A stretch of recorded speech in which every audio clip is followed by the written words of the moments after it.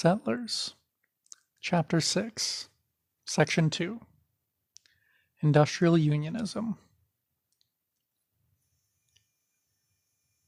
As U.S. imperialism stumbles faster and faster into its permanent decline, once again we hear the theory expressed that some poverty and the resulting mass economic struggles will create revolutionary consciousness in Euro-American workers. The fact is that such social pressures are not new to white America. For 3 decades, from 1890 to 1920, the new white industrial proletariat increasingly organized itself into larger and larger struggles with the capitalists.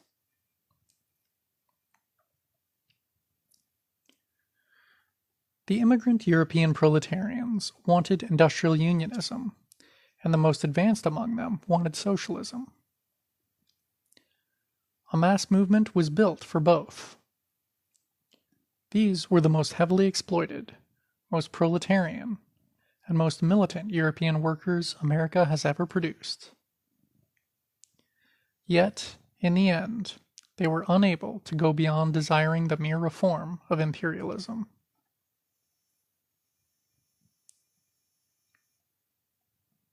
The mass industrial struggles of that period were important in that they represented the highest level of class consciousness any major stratum of European workers in the U.S. has yet reached. And yet, even in this exceptional period, a period of the most aggressive and openly anti-capitalist labor organizing, European workers were unable to produce an adequate revolutionary leadership, unable to defeat the settler labor aristocracy, unable to oppose U.S. imperialism, and unable to unite with the anti-colonial movements of the oppressed nations. We can sum up the shortcomings by saying that they flirted with socialism, but in the end preferred settlerism.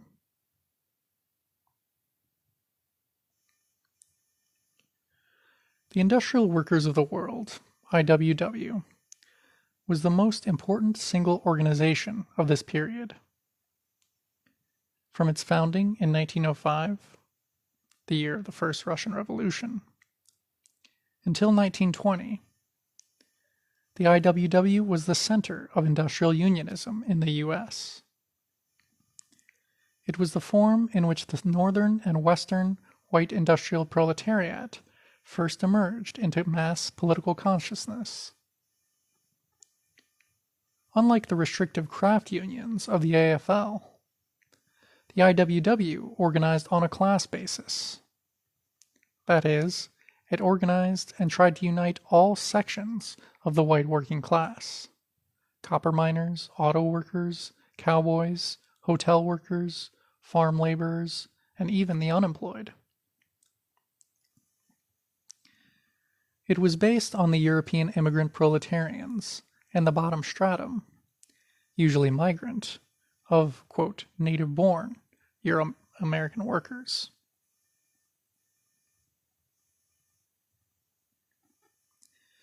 The IWW saw itself as not only winning better wages, but eventually overthrowing capitalism. It was a syndicalist union, the, quote, one big union, meant to combine workers of all trades and It was a syndicalist union, the, quote, one big union, meant to combine workers of all trades and nationalities literally around the world. This was a period in the development of the world proletariat where these revolutionary syndicalist ideas had wide appeal. The immature belief that workers needed no revolutionary party or leadership, but merely had to gather into industrial unions and bring down capitalism by larger and larger strikes, was a passing phase. In 1900, these revolutionary syndicalist unions were popular in Spain, France, Italy, as well as briefly in the U.S. Empire.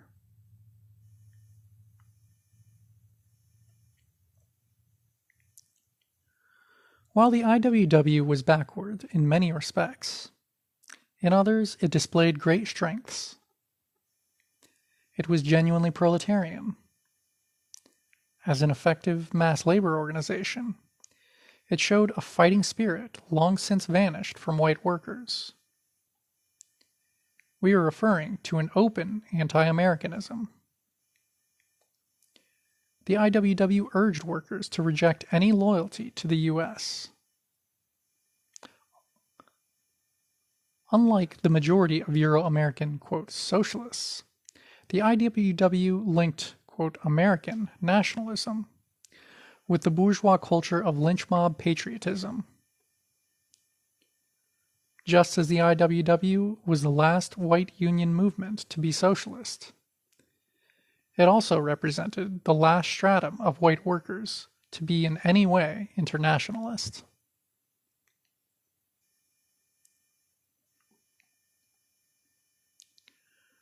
Great boldness relative to the usual settler trade unionism characterized the IWW. First, it promoted unity on the broadest scale then attempted in the U.S., including not only the, Dago and, hunky, but also explicitly declaring that industrial unionism meant the inclusion of Mexicanos, Asians, Africans, Indians, and all nationalities. Second, it undertook the most militant campaigns of union organization and struggle, expressing the desperate needs of the most exploited white workers. Third, the IWW was able to advance industrial unionism here by learning from the more advanced and experienced immigrants from old Europe.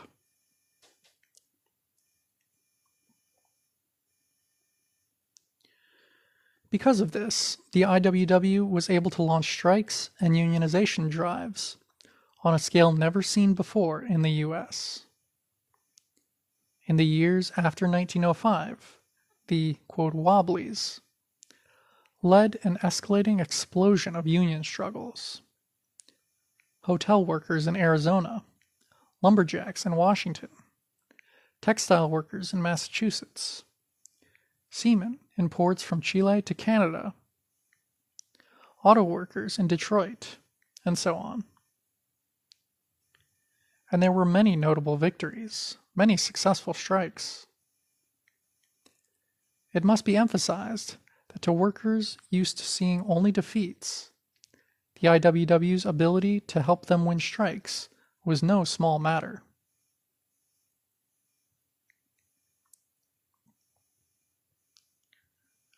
For example, in 1909, the IWW helped the immigrant workers at the McKees Rocks, Pennsylvania plant of the Pressed Steel Car Company, a subsidiary of the U.S. Steel Trust, win their strike. This was of national importance, since it was the first time that workers had won a strike against the Mammoth Steel Trust. That strike, which taught so much to Union militants here, was led by an underground, unknown committee, representing both the IWW and the various European nationalities. The, unknown committee had the knowledge of veterans of the 1905 Russian Revolution, the Italian labor resistance, the German Metal Workers Union, and the Swiss and Hungarian railway strikes. It is clear that through the IWW, the more experienced and politically educated European workers taught their backward American cousins how to look out after their class interests.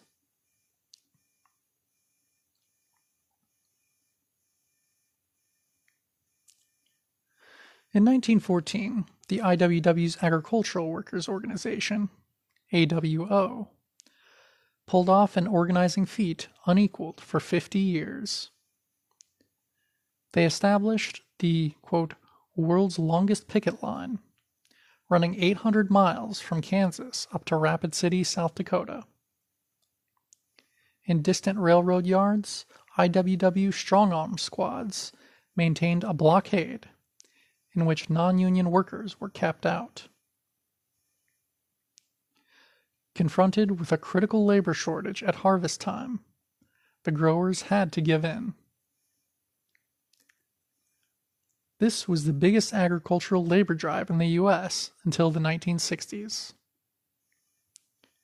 The AWO itself grew to almost 70,000 members, becoming the largest single union within the IWW. In fact, at the 1916 IWW convention, the AWO actually had a majority of the votes, 252 out of 335.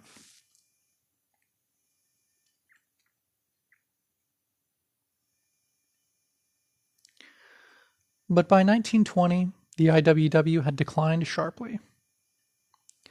Not from failure in an organizational sense, but from both it and the strata that it represented having reached the limits of their political consciousness. The IWW was able to build industrial unions of the most exploited white workers and to win many strikes. But past that, it was unable to advance.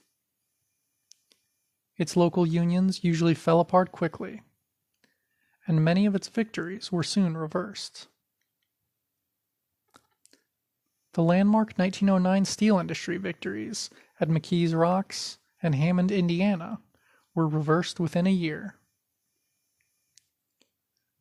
The 1912 Lawrence, Massachusetts textile strike, the single most famous strike in U.S. trade union history, was also a great victory, and the IWW also crushed there by the next year. This was a general pattern.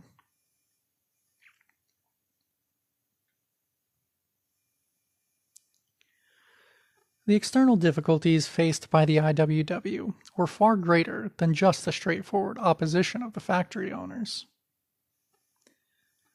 The Euro-American aristocracy of labor and its AFL unions viciously fought this upsurge from below.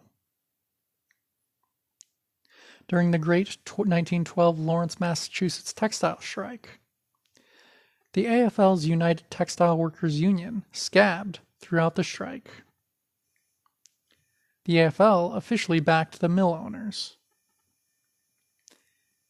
In McKees Rocks, Pennsylvania, the skilled workers of the AFL Amalgamated Association of Iron and Steel Workers used guns to break a second IWW strike.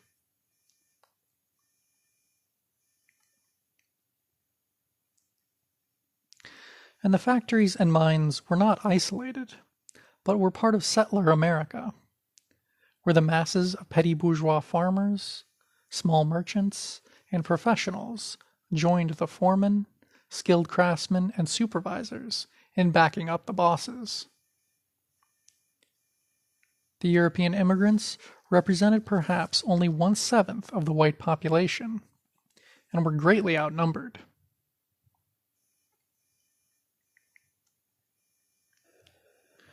The IWW's weaknesses, however, primarily reflected its inner contradictions.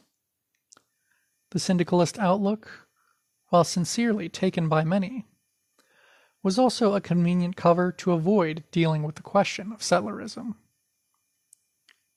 Using the ultra-revolutionary sounding syndicalist philosophy, the IWW could avoid any actual revolutionary work. In fact, despite its anti-capitalist enthusiasm, the IWW never even made any plans to oppose the U.S. government, and never did. Similarly, its Marxist vision of all nations and peoples being merged into one big union, covering up the globe, only covered up the fact that it had no intention of fighting colonialism and national oppression.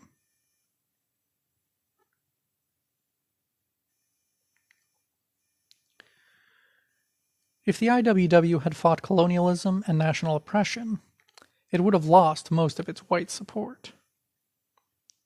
What it did instead, laying out a path that the CIO would follow in the 1930s, was to convince some white workers that their immediate self-interest called for a limited, tactical cooperation with the colonial proletariats.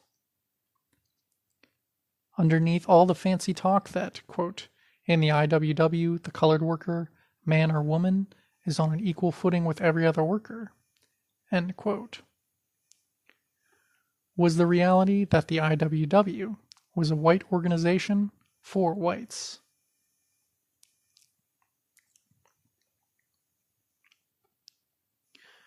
While this new immigrant industrial proletariat was thrown together from many different European nations, speaking different languages and having different cultures and class backgrounds, they were united by two things: their exploited state as, quote, foreign proletarians, and their desire to achieve a better life in America. The resolution of these pressures was in their Americanization, and them becoming finally integrated into settler citizens of the empire. In changing America, they themselves were decisively changed. Some 1/3 of the immigrant workers went back to Europe, with many of the most militant being deported or forced to flee. Looking back, this underlying trend can be seen in the life of the IWW. While the IWW fancied itself as a dangerous revolutionary organization, in reality it was nothing more nor less than the best industrial union that class-conscious white workers could build to, quote, improve their condition. It was a public, fully legal union open to all. It was, therefore, just as dependent upon bourgeois legality and government toleration as the AFL. The IWW could be very strong against local employers, or even the municipal government. Against the imperialist state, it dared only to submit in unhappy confusion. The national IWW leadership understood this unpleasant fact in an unscientific, pragmatic way.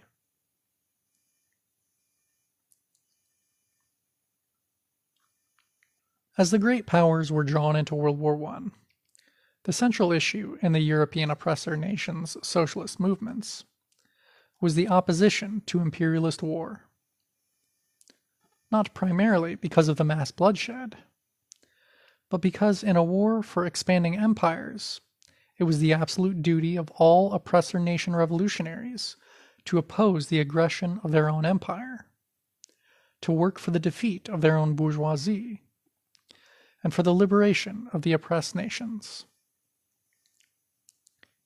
This is the issue that created the international communist movement of the 20th century.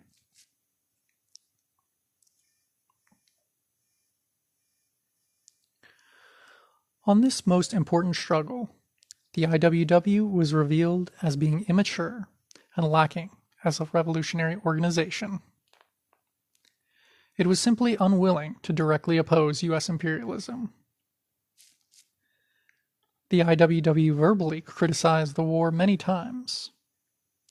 At the 1914 convention, they said, quote, "We, as members of the Industrial Army, will refuse to fight for any purpose except the realization of industrial freedom." End quote. But when U.S. imperialism entered the war to grab more markets and colonies, the IWW became frantic to prove to the bourgeoisie that they wouldn't oppose them in any way.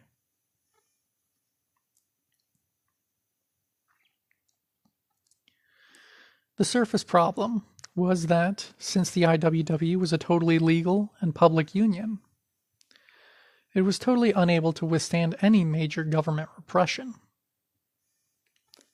Therefore, the leadership said, regardless of every class-conscious worker's opposition to the war, the IWW dare not fight it.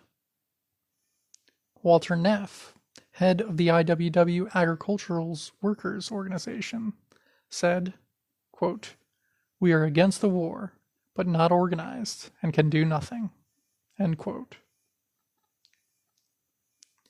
Imagine a revolutionary organization that built for 12 years with a membership of over 100,000, but was, quote, not organized to oppose its own bourgeoisie.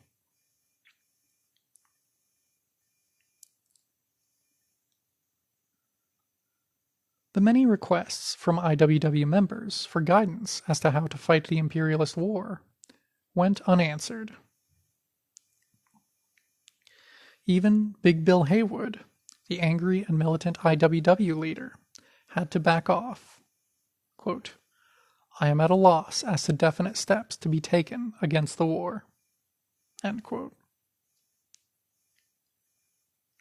Finally, the IWW decided to duck the issue as much as possible. The word went out to white workers to stick to local economic issues of higher wages, etc., and not oppose the government. Quote, "Organize now, for the post-war struggle should be the watchword." End quote. This surface political retreat only revealed the growing settler sickness at the heart of the IWW, and sabotaged the most advanced and revolutionary-minded white proletarians within their ranks.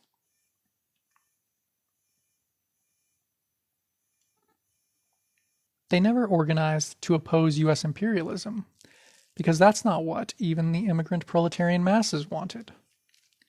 They wanted militant struggle to reach some, quote, social justice for themselves. During the July 1915 AFL strike at the Connecticut munitions plants, the charge was made that the whole strike was a plot by German agents, with the strike secretly subsidized by the Kaiser's treasury. In a lead editorial in its national journal, Solidarity, the IWW hurried to put itself on record as not opposing the war effort. While admitting that they had no proof that the strike was a German conspiracy, the IWW urged the strikers to, quote, settle quickly. The editorial angrily suggested that the strike leaders might move to Germany.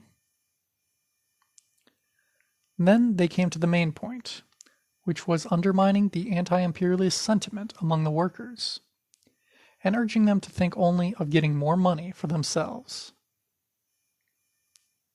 Beginning of quote. The owners of these factories are making millions out of the murder fest in Europe. Their slaves should likewise improve the opportunity to get a little something for themselves. The point may be made here that we should all be interested in stopping the production of war munitions. Yes, of course, but that's only a dream.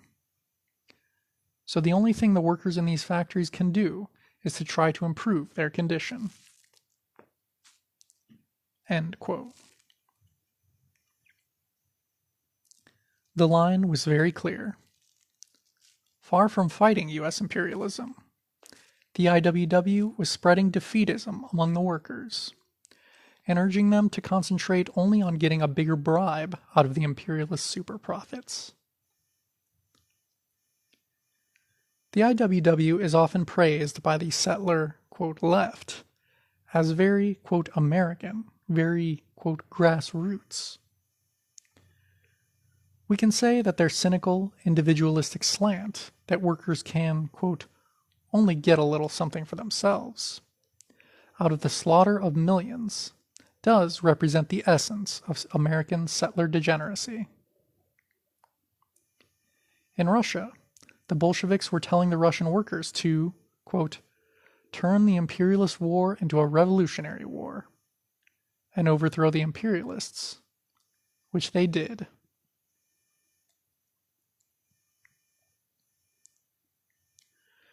The IWW's pathetic efforts to avoid antagonizing the bourgeoisie did them little good.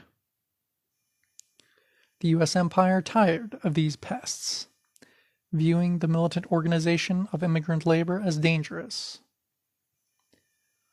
Finally cranking up its police machinery, the imperialist state proceeded to smash the defenseless IWW, clear into virtual non-existence. It wasn't even very difficult, since throughout the West, vigilante mobs of settlers declared an open reign of terror against the IWW. In Arizona, some 1,300 miners suspected of IWW involvement were driven from the state at gunpoint.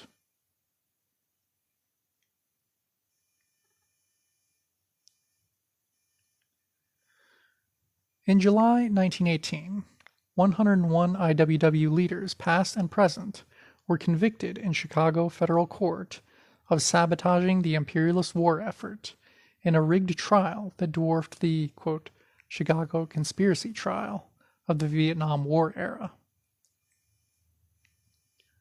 The political verdict was certain, even though the prosecution was unable to prove that the IWW had obstructed the war in any way.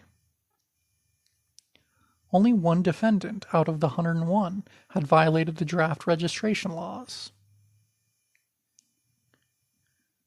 While the IWW unions had led strikes that disrupted war production in Western copper and timber, the government was forced to admit that of the 521 disruptive strikes that had taken place since the U.S. Empire entered the war, only 3 were by the IWW, while 519 were by the pro-government AFL unions.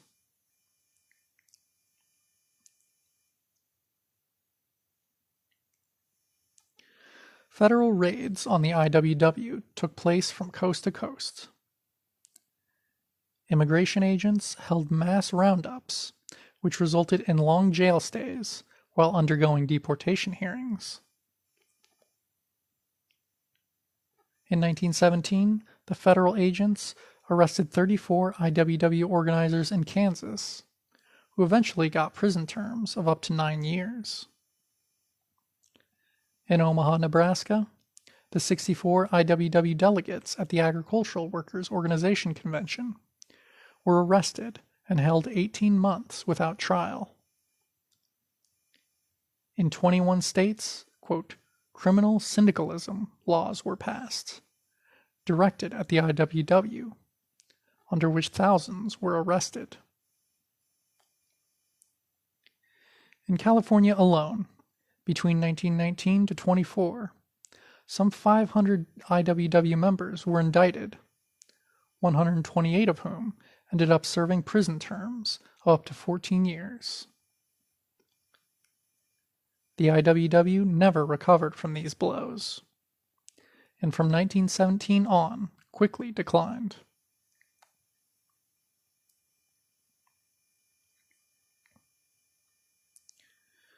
Such an unwillingness to fight U.S. imperialism could hardly come from those with anti-imperialist politics. The reason we have to underline this is that for obvious ends, the settler, quote, left has been emphasizing how the IWW was a mass example of anti-racist labor unity.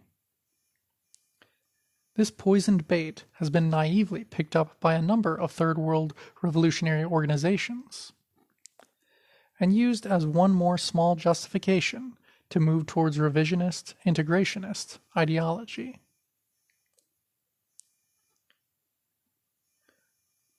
There is no doubt that much of the IWW genuinely despised the open, white supremacist persecution of the colonial peoples. Unlike the smug, privileged AFL aristocracy of labor, the IWW represented the voice of those white workers who had suffered deeply and thus could sympathize with the persecuted.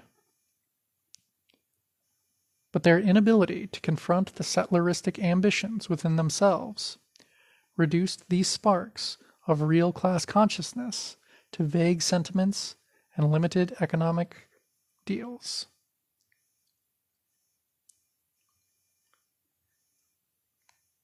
A picture, a mural of Joe Hill, i.e. Joe Hillstrom.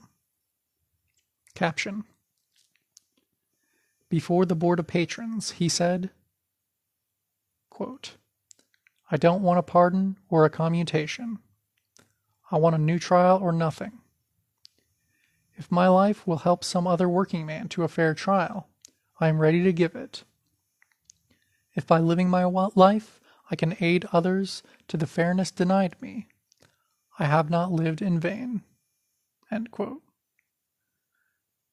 To the press, he wrote, quote, "I am going to have a new trial or die trying.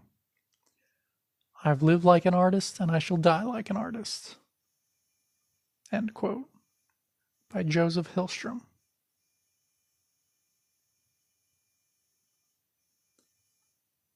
End of caption. The IWW never attempted to educate the most exploited white workers to unite with the national liberation struggles. Instead, it argued that, quote, "racial unity on the job to raise wages was all that mattered." This was the approach used by the AFL-CIO today. Obviously, it's a way of building a union in which white supremacist workers tolerate colonial workers. This was the narrow economic self-interest pitch underneath all the syndicalist talk. The IWW warned white workers, quote, "Leaving the Negro outside of your union makes him a potential, if not an actual, scab, dangerous to the organized workers." End quote. These words reveal that the IWW's goal was to control colonial labor for the benefit of white workers, and that Africans were viewed as, quote, "dangerous, if not controlled."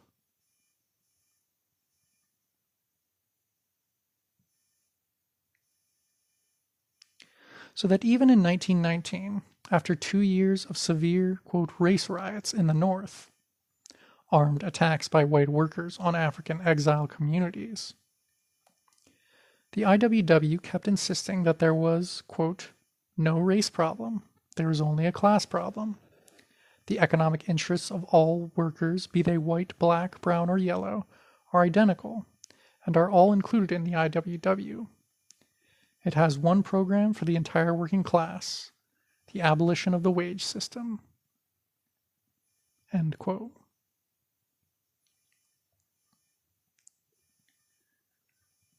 The IWW's firm position of not fighting the lynch mobs, of not opposing the colonial system, allowed them to unite with the racist element in the factories, and helped prepare the immigrant proletariat for becoming loyal citizens of the empire.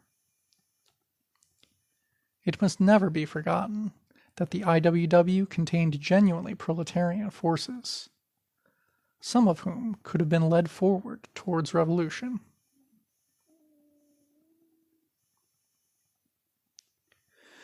We can see this supposed unity actually at work in the IWW's relationship to the Japanese workers on the West Coast. In the western region of the empire, the settler masses were deeply infected with anti-Asian hatred. Much of this at that time was directed at the new trickle of Japanese immigrant laborers, who were working mainly in agriculture, timber, and railroads. These Japanese laborers were subjected to the most vicious persecution and exploitation, with the bourgeois politicians and press stirring up a mob terror against them constantly. Both the Socialist Party of Eugene Debs and the AFL unions helped lead the anti-Asian campaign among the settler masses. In April 1903, 1,000 Japanese and Mexicano sugar beet workers struck near Oxnard, California. They formed the Sugar Beet and Farm Laborers Union and wrote to the AFL asking for a union charter of affiliation.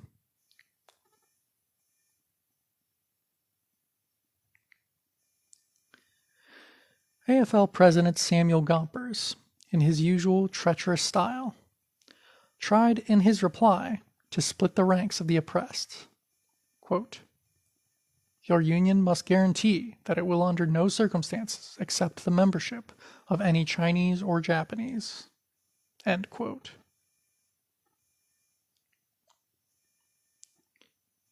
The union's Mexicano secretary, the president was Japanese, answered Gompers for his people.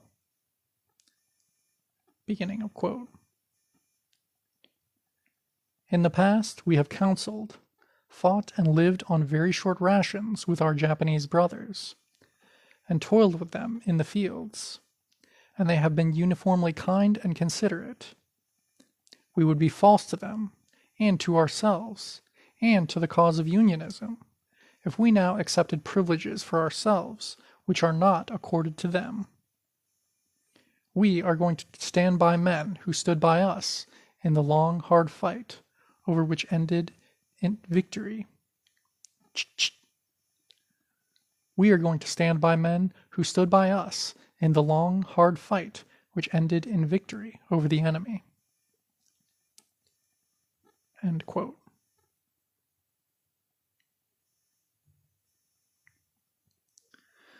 Japanese workers were not only unable to find unity with the settler unions, but had to deal with them as part of the oppressor forces. There was a high level of organization among us, expressed usually in small, local, Japanese national minority associations of our own. The news, therefore, that the new IWW was accepting Asian workers as members was quite welcome to us.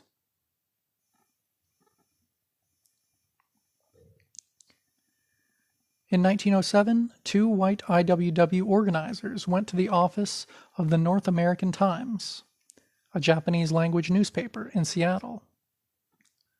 They asked the newspaper to publish an announcement of a forthcoming meeting.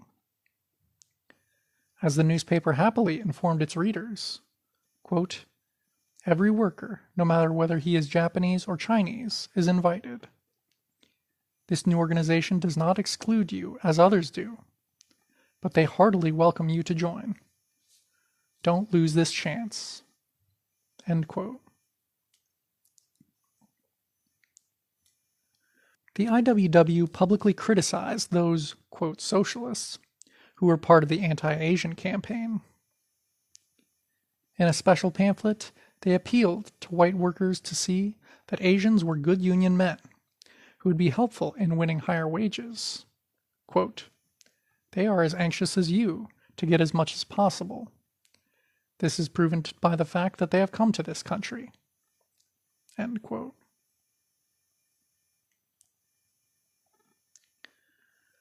But while scattered Japanese workers joined the IWW, in the main we did not. The reason, quite simply, is that while the IWW wanted our cooperation, they did not want the hated Japanese workers inside the IWW. In order to keep amicable relations with the mass of white supremacist settlers in the West, the IWW limited their relationship to us. Some Asians would be acceptable, but any conspicuous mass recruitment of Japanese was too controversial. A sympathetic writer about the IWW at the time noted, beginning of long quote, "At the third convention, George Speed, a delegate from California, quite accurately expressed the sentiment of the organization in regard to the Japanese question. The whole fight against the Japanese, he said, is the fight of the middle class of California, in which they employ the labor faker to back it up." He added, however, that he considered it practically useless under present circumstances for the IWW to take any steps to organize the Japanese. End of quote.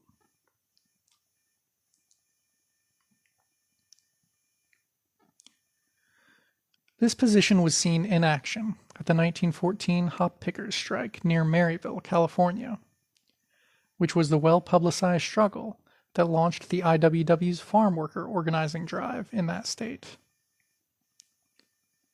That year, the Durst Ranch hired 2,800 migrant workers at below market wages, and forced them to toil in isolated near slavery. IWW organizers soon started a strike in which the Japanese, Mexicano, Greek, Syrian, Puerto Rican, and other nationalities were strongly united.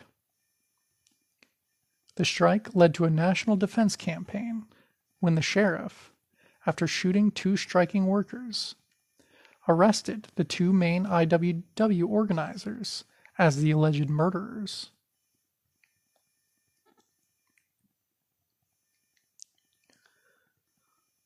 Although the strike was victorious and led to bigger organizing drives, the Japanese workers had disappeared.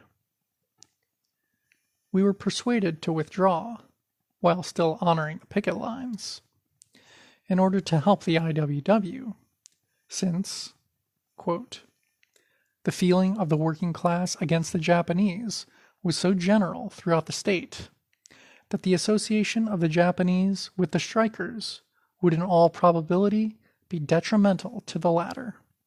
End quote.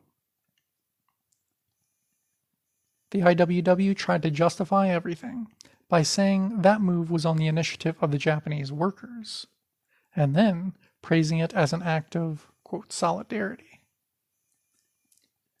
Notice that while the Japanese laborers lived and worked and went out on strike with the others, that the IWW statement separates, quote, the Japanese from, quote, the strikers.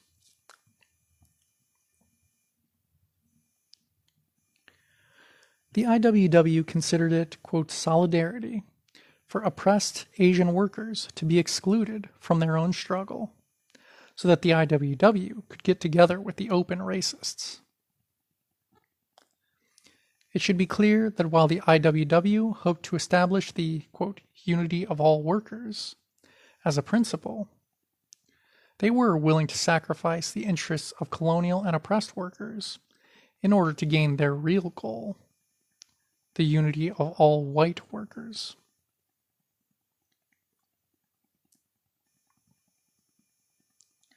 While it was advantageous for the IWW to keep Asians at an arm's length, in occupied New Africa, there was literally no way to build industrial unions without winning the cooperation of African workers. In the South, the African proletariat was the bedrock of everything.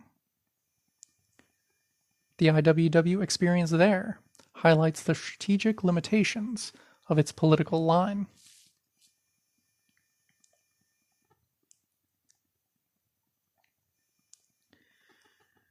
In 1910, an independent union, the Brotherhood of Timber Workers, was formed in Louisiana and Mississippi. This was to become the main part of the IWW's Deep South organizing. These Southern settler workers were on the very bottom of the settler world. They were forced to labor for $7 and $9 per week, and that mostly not in cash, but in, quote, scrip, usable only at the company stores. Their very exploited lives were comparable to that of the, quote, hunky and, quote, dago of the northern industrial towns. In other words, they lived a whole level below the norm of settler society.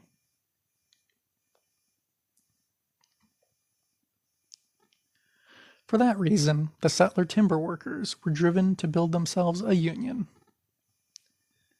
And because half of the workforce in the industry was African, they had to recruit Africans as well.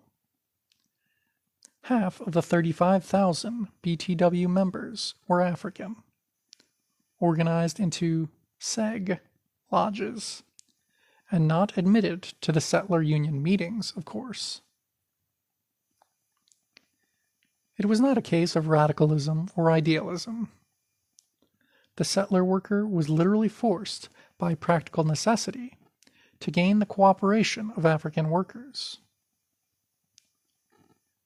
In a major pamphlet in which he calls on settler timber workers to join up with the IWW, the BTW's secretary, J. Smith, reminds them that the controversial policy of integrating the Union existed solely to keep Africans under control.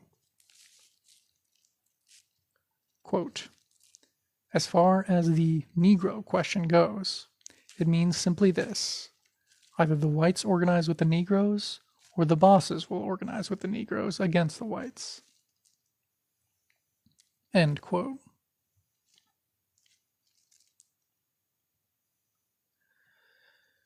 In 1912, the BTW joined the IWW after integrating its union meetings at the demand of Big Bill Haywood. The IWW now had a major labor drive going in the Deep South. But a few months later, the BTW was totally crushed in the Maryville, Louisiana strike of 1912. In a 4-day reign of terror, the local sheriff and company thugs beat, kidnapped, and, quote, deported the strike activists. The BTW was dissolved by terror, as hundreds of its members had to flee the state, and many were whitelisted. The BTW was dissolved by terror, as hundreds of members had to flee the state, and many more were whitelisted and could no longer find work in that industry.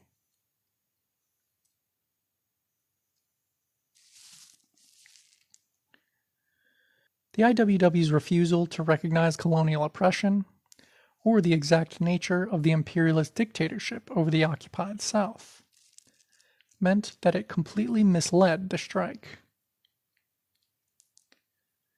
Industrial struggle in the Deep South could not develop separate from the tense, continuous relationship between the settler garrison and the occupied African nation. The IWW in the South swiftly fell apart. They were unable to cope with the violent, terroristic situation.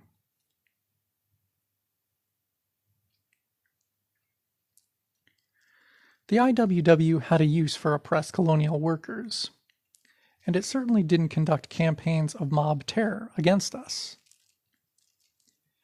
It publicly reminded white workers of the supposed rights of the colonial peoples.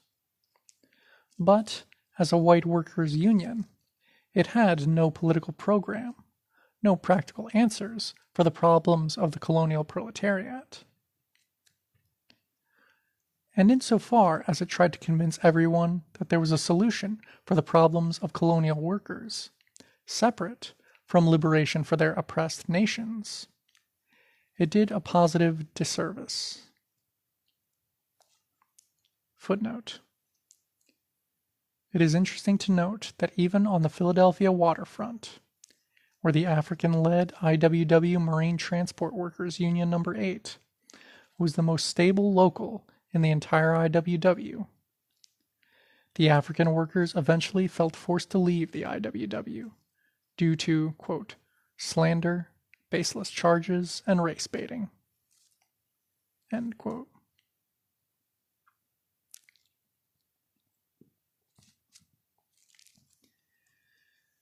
The IWW lived, rose, and fell at the same time as the Great Mexican Revolution of 1910, just across the artificial, quote, border.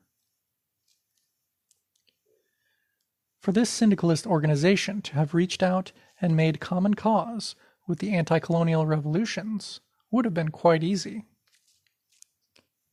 On November 27, 1911, the Zapatistas proclaimed the Plan of Ayala, setting forth the agrarian revolution.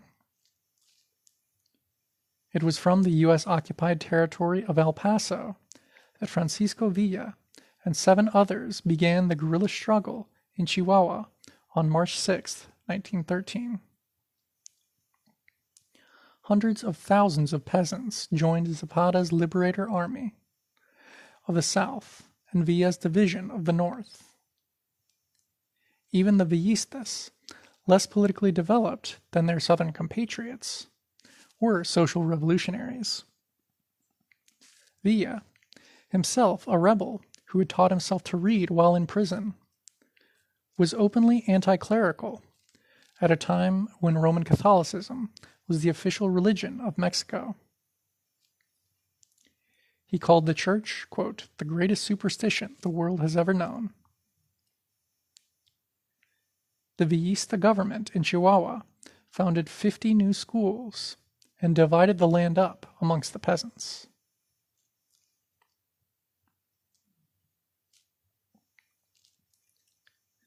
This popular uprising spread the spirit of rebellion across the artificial, quote, border into the U.S. occupied zone. One California historian writes, "The dislocation caused by the Mexican Revolution of 1912 to 17 led to an increasingly militant political attitude in Los Angeles. This led to a Chicano movement to boycott the draft. Vicente Carrillo led a drive to protest the draft and to use mass meetings to focus attention upon Mexican-American economic problems." End quote. Again, it is easy to see that the IWW didn't have to look far if they wanted alliances against the U.S. empire.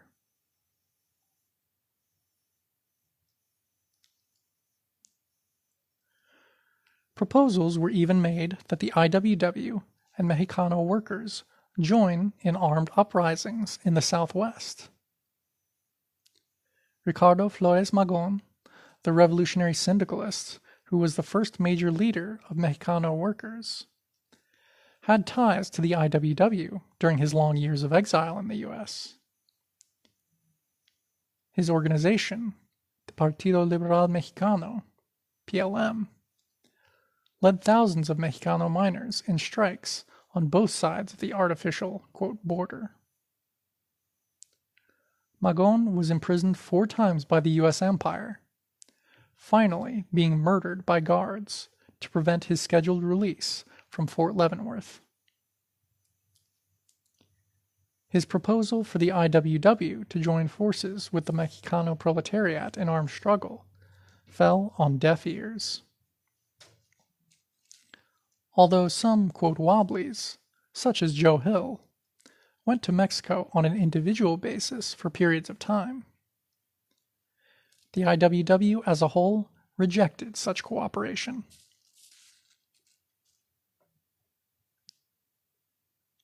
Magón once angrily wrote his brother from prison, quote, "The Norteamericanos are incapable of feeling enthusiasm or indignation. This is truly a country of pigs. If the Norteamericanos do not agitate against their own domestic miseries, how can we hope that they will concern themselves with ours?" End quote.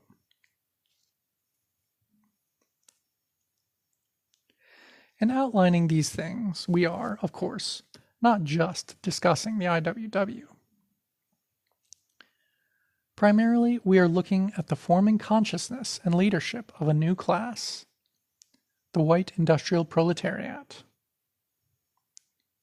The same general weaknesses of this class can be seen outside the IWW even more sharply. Lack of revolutionary leadership, inability to withstand the sabotage of the labor aristocrats, of the, quote, native-born Euro-American workers, opposition to the anti-colonial struggles. The great industrial battles in steel at the end of this period show not only these weaknesses, but emphasize the significance of what this meant.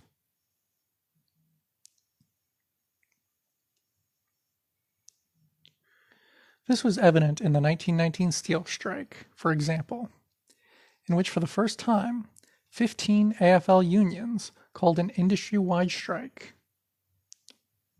On September 22, 1919, some 365,000 steelworkers walked out. But while the mass of non-unionized immigrant European laborers held firm, the unionized Euro-American skilled workers were a weak element. Capitalist repression had an effect, most notably in Gary, Indiana, where a division of U.S. Army troops broke the strike. But the defeat was due to the incredibly bad leadership and the betrayal by the better-paid settler workers. The disaster of the strike shows why even the inadequate politics of the IWW looked so good to the proletarians of that day.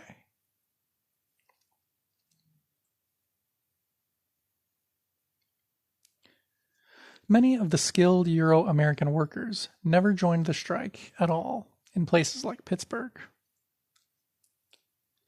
And many who had struck started trickling back to work, afraid of losing their good jobs. In early November, their union, the Amalgamated Association of Iron and Steel Workers, broke from the strike and started ordering its members back to work. By late November, the mills had 75 to 80% of their workforce back. On January 2nd, 1920, the strike was officially declared over. Some of the most determined militants had to leave the industry or return to Europe.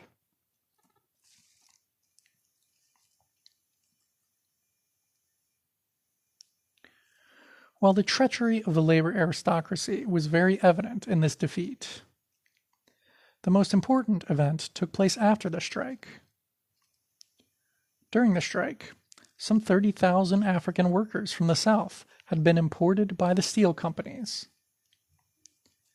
There was a strong tendency among the white steelworkers to blame the defeat of the strike on African, quote, scabs or, quote, strikebreakers.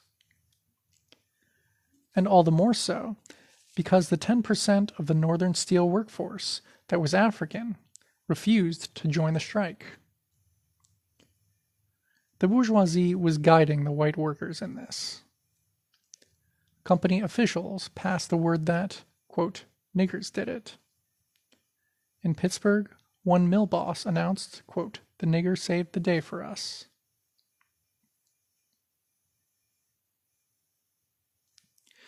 In fact, although this was widely accepted, it was clearly untrue. To begin with, 30,000 African workers fresh from the South could hardly have replaced 365,000 strikers. There also was by all accounts a tremendous turnover and desire to quit by those African workers. And within a few months, supposedly few, if any of them, remained.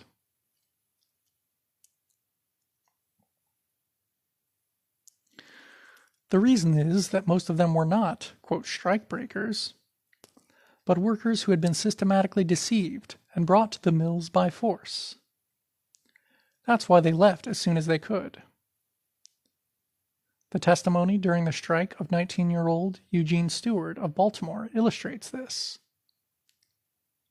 He was recruited, along with 200 others, including whites, to work in Philadelphia for $4 per day. But once inside the railroad car, they found the doors locked and guarded by armed company police. They were taken without food or water to Pittsburgh, unloaded under guard behind barbed wire, and told that they were to work at the mills. Seeing that a strike was going on, many of them wanted to quit. The guards told them that any Africans attempting to leave would be shot down. Stewart did succeed in escaping, but was found and forcibly returned by the guards. It was only after a second attempt that he managed to get free. It is obvious that the African, quote, strikebreakers were deliberate propaganda set up by the capitalists and swallowed wholesale by the white workers.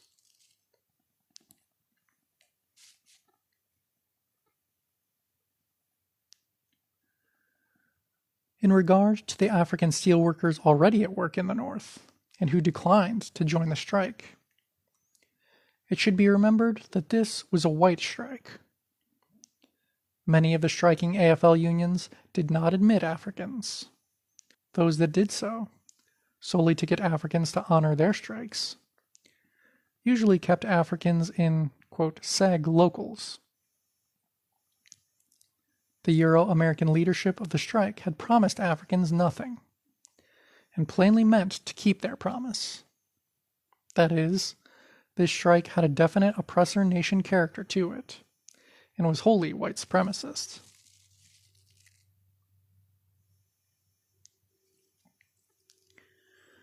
Nor did the White Steel Strike develop separate from the continuous struggle between oppressor and oppressed nations. During the 2 previous years, there had arisen a national movement of settler workers to bar Africans from northern industry by terroristic attacks. Between 1917 to 19, there had been 20 major campaigns by settler mobs against African exile communities in the North. The July 1917 East St. Louis, quote, race riot was organized by that Steel City's AFL Central Trades Council, which had called for violence to remove the, quote, growing menace of the African exile community. In 2 days of attacks, some 39 Africans were killed and hundreds injured. The hand of the capitalists was evident when the Chicago Tribune editorially praised the white attackers and told its readers that Africans were, quote, happiest when the white race asserts its superiority, end quote. Again, we see the organized Euro-American workers as the social troops of one faction or another of the imperialists.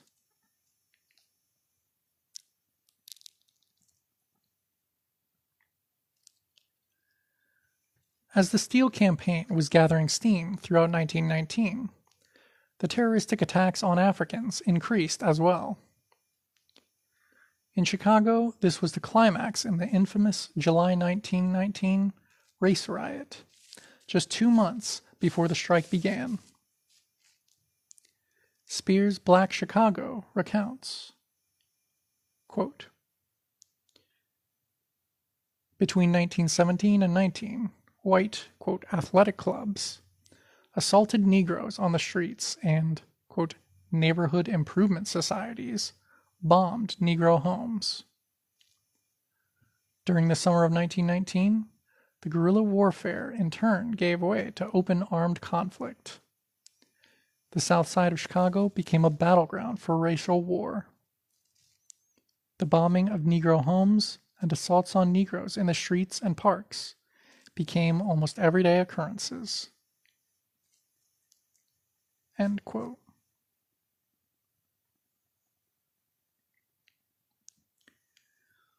On July 27, 1919, an African teenager was stoned to death on the 29th Street beach, and after Africans attacked his murderers, generalized fighting broke out. It lasted 6 days until the Illinois National Guard was called in. 23 Africans were killed and 342 wounded, with over 1,000 homeless after arson attacks. White losses were 15 killed and 178 wounded. Africans were temporarily trapped in the, quote, Black Belt, unable to go to work or obtain food. Assisted by the police, Irish, Italian, and other white workers would make night raids into the, quote, Black Belt. Homes were often attacked. When Africans gathered, police would begin firing into the crowds.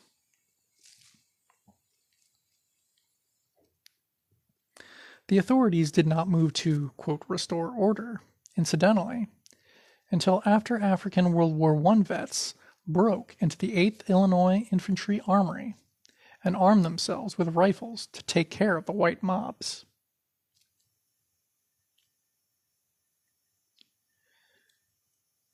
This was the vigorous, quote, warm-up for the Steel Strike. It was not surprising that the African exile communities were less than enthusiastic about supporting the strike of the same people who had spent the past 2 years attacking them. Given the history of the AFL, it was possible that an outright triumph of the AFL unions might have meant renewed efforts to drive African labor out of the mills altogether. It was typical settleristic thinking to make Africans responsible for the failure of a white strike, which was never theirs in the first place.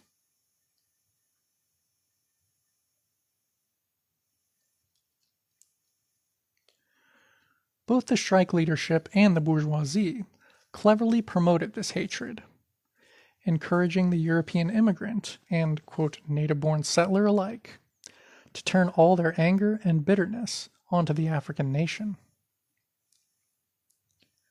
Perhaps the most interesting role was played by William Z. Foster, the chief leader of the strike. He was one of the leading, quote, socialist trade unionists of the period, and in 1920 would become a leader in the new Communist Party USA. From then on until his death, he would be a leading figure of settler, quote, communism. Even today, young recruits in the CPUSA and Mao Zedong thought organizations are often told to, quote, study Foster's writings in order to learn about labor organizing.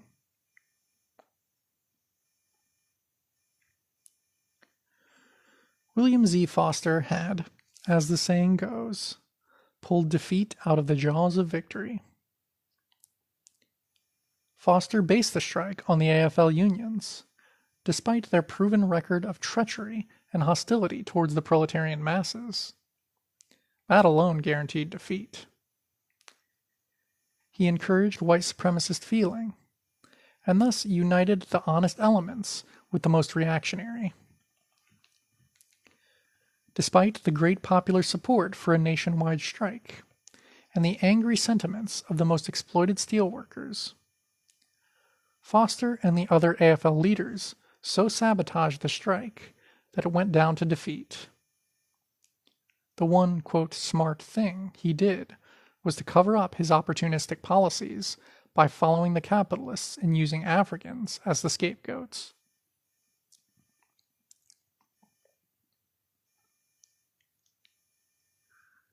In his 1920 history of the strike, Foster, the supposed, quote, communist, repeated the lie that African workers had, quote, lined up with the bosses. In fact, Foster even said that in resolving the differences between Euro-American and African labor, quote, the Negro has the more difficult part, since the African worker was becoming, quote, a professional strikebreaker. And militant white workers knew what they were supposed to do with a, quote, professional strikebreaker.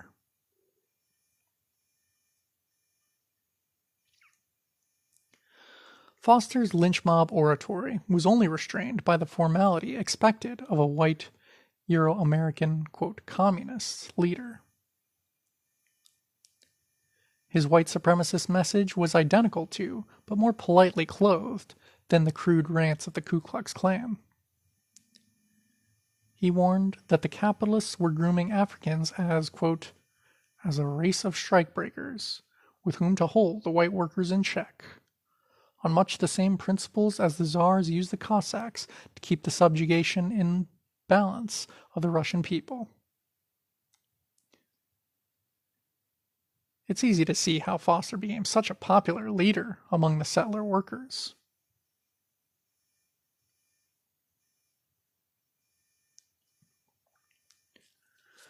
No longer was it just a question of some Africans not following the orders of the white labor. Now, Foster was openly saying that the entire African, quote, race was the enemy. Could the imperialists have asked for more than to have the leading, quote, communist trade union leader help them whip up the oppressor nation masses to repress the African nation?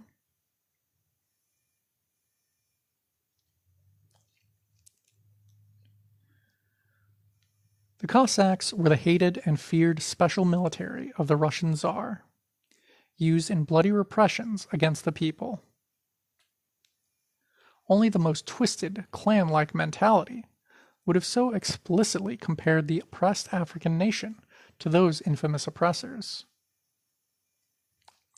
And was this message not an incitement to mob terror and genocide? For the poor immigrants from Eastern Europe, much of which was under the lash of Tsarist tyranny, To kill a Cossack was an act of justice, of retribution.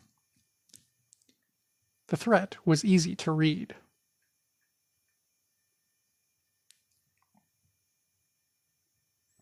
In case Africans didn't get Foster's threat, which was also being delivered in the streets, as we know, Foster made it even more plain. He said that if Africans failed to obey the decisions of settler labor, quote, it would make our industrial disputes take on a more and more the character of race wars, a consummation that would be highly injurious to the white workers and eventually ruinous to the blacks. End quote.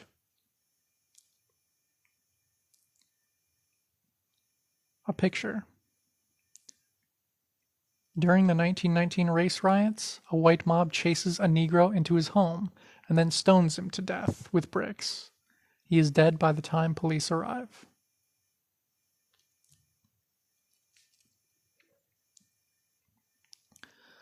The threat of a genocidal, quote, race war against Africans, unless they follow the orders of settler labor, makes it very clear just what kind of, quote, unity Foster and his associates had in mind.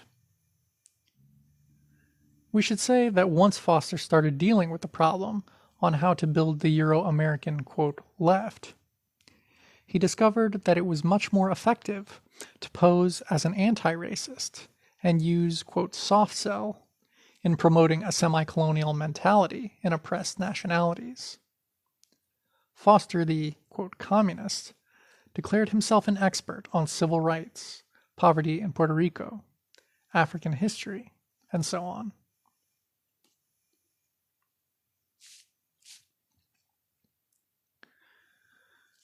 The tragic failure of the new white industrial proletariat to take up its revolutionary tasks, its inability to rise above the level of reform, is not just a negative. The failure was an aspect of a growing phenomenon, the Americanization of the, quote, foreign proletariat from Eastern and Southern Europe. By the later part of World War I, it was possible to see that these immigrants were starting to climb upwards towards becoming settlers. Revolutionary fervor, as distinct from economic activity, declines sharply among them from this point on.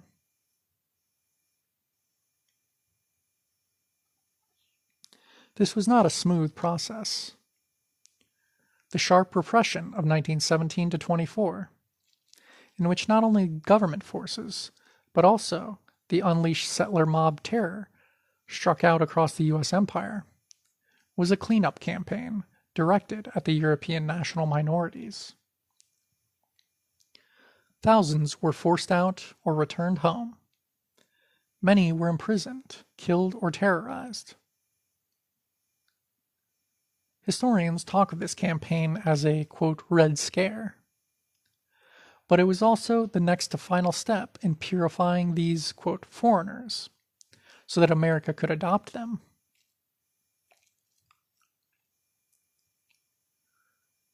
The chairman of the Iowa Council of Defense said, quote, we are going to love every foreigner who really becomes an American, and all the others we are going to ship back home. End quote. A leader of the native sons of the Golden West said that immigrants, quote, must live for the United States and grow an American soul inside of him, or get out of the country. End quote.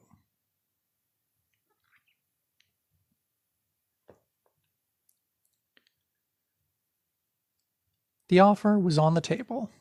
The, quote, hunky and, quote, dago could become, quote, white, though barely, through Americanization if they pledged their loyalty to the U.S. empire.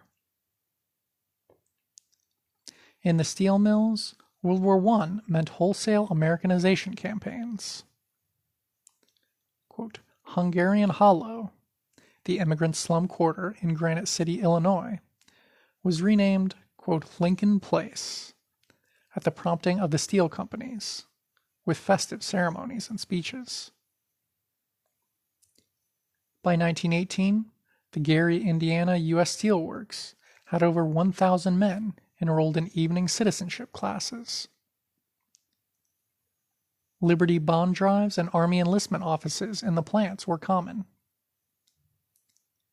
Immigrants were encouraged by their employers to join the U.S. Army and prove their loyalty to imperialism.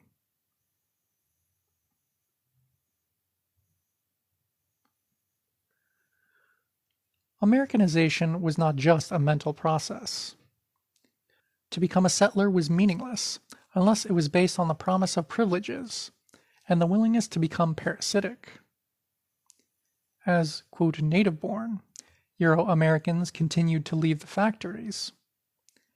The immigrant Europeans could now advance, and the importation of hundreds of thousands, soon to be millions, of Mexicano, African, Puerto Rican, and other colonial workers into northern industry gave the Americanized Europeans someone to step up on in his climb into settlerism.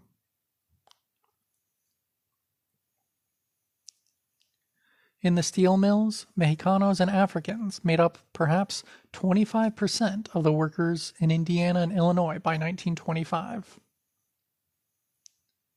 They were the bottom of the labor there, making up for the immigrant European who had moved up or left for better things. A steel labor historian notes, beginning of long quote, meanwhile, the Eastern Europeans were occupying the lesser positions once held by the, quote, English-speaking workmen. As they rose, the numbers of Slavs in the mills shrank. At one time, 58% of the Jones and Laughlin labor force. The immigrants comprised only 31% in 1930.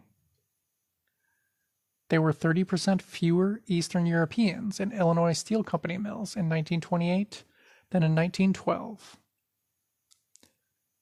Now largely the immediate bosses of the Negroes and Mexicans. The immigrants disdained their inferiors, much as the natives had once disliked them. The bad feeling generated by the Red Scare abated only gradually. In Gary, the Ku Klux Klan flourished. But the respectable solidity of the immigrant communities, in time, put to rest unreasoning fear. The children were passing through the schools and into business and higher jobs in the mills. Each year the number of homeowners increased, and business prospered, and the churches and societies became more substantial. The immigrants were assuming a middling social and economic position in the steel towns. End of long quote.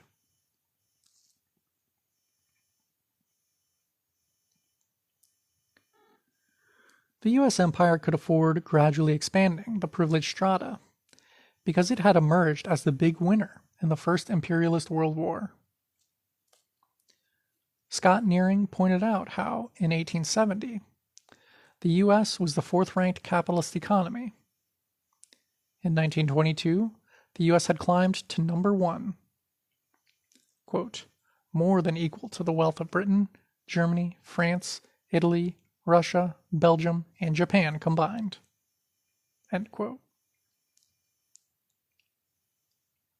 Successful imperialist war was the key to Americanization.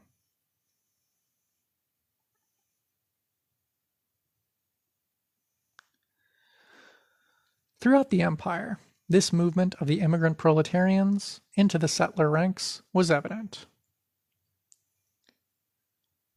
A History of Mexican Labor Importation notes, quote, in the beet fields of Colorado, as elsewhere in the West, other immigrant groups, such as the Italians, Slavs, Russians, or Irish, found that they could move up from worker or tenant to owner and employer through the use of Mexican migrants. End quote.